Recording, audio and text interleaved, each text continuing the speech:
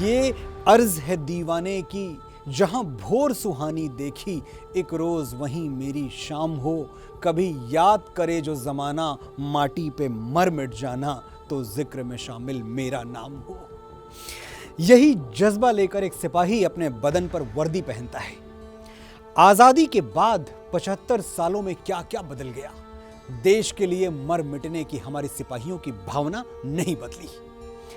लेकिन युद्ध सिर्फ भावना के सहारे नहीं जीते जा सकते। युद्ध के पल पल बदलते परिदृश्य पर बारीक नजर रखना भी जरूरी है। नए दौर में युद्ध के तौर तरीके बदल रहे हैं, हथियार बदल रहे हैं और रणभूमि की रणनीतियां भी तेजी से अपना रूप बदल रही हैं।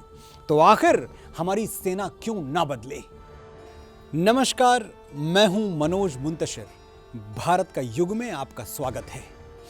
आज हम बात करेंगे सेना में हो रहे बदलावों की, उसके शौर्य, साहस और बलिदान के उस जज्बे की जिसके दम से भारत मां के आंचल तक पहुंचने से पहले ही हमलावरों के हाथ तोड़ के फेंक दिए जाते हैं।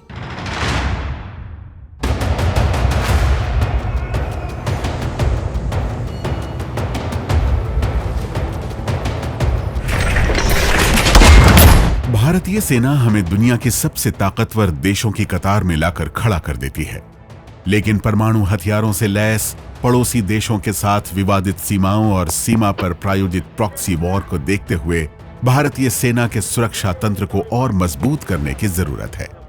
सूचना प्रणाली के दौर में खतरे साइबर स्पेस के रूप में सामने आ रहे हैं। डिजिटल युग में अब युद्ध साइबर स्पेस और नेटवर्क के जरिए लड़े जा रहे हैं। ऐसे में युद्ध की नई चुनौतियों को देखते हुए सेना को इंसानी ताकत के बजाय तकनीक की ताकत से लैस करने की जरूरत है।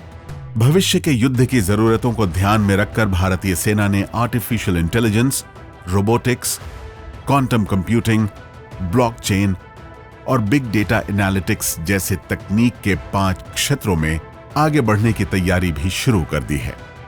आर्टिफिशियल इंटेलिजेंस तकनीक के जरिए सेना सीमाओं की निगरानी के तरीके सुनिश्चित करती है।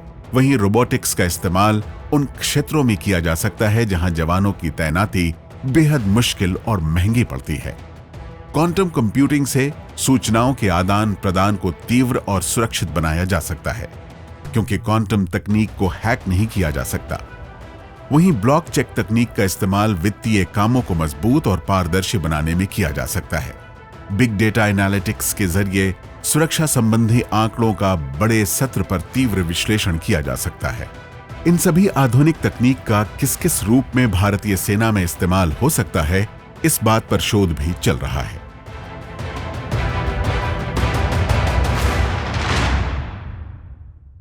आधुनिकीकरण की दिशा में सेना लगातार ठोस कदम उठा रही है। इमरजेंसी प्रोक्योरमेंट के तहत इन प्रयासों में एक नई तेजी आई है।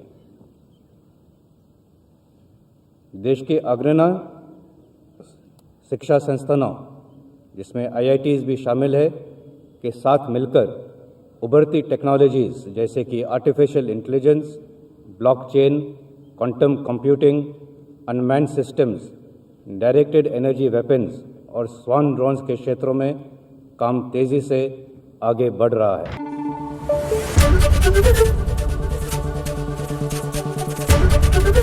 ABP न्यूज आपको रखे आगे।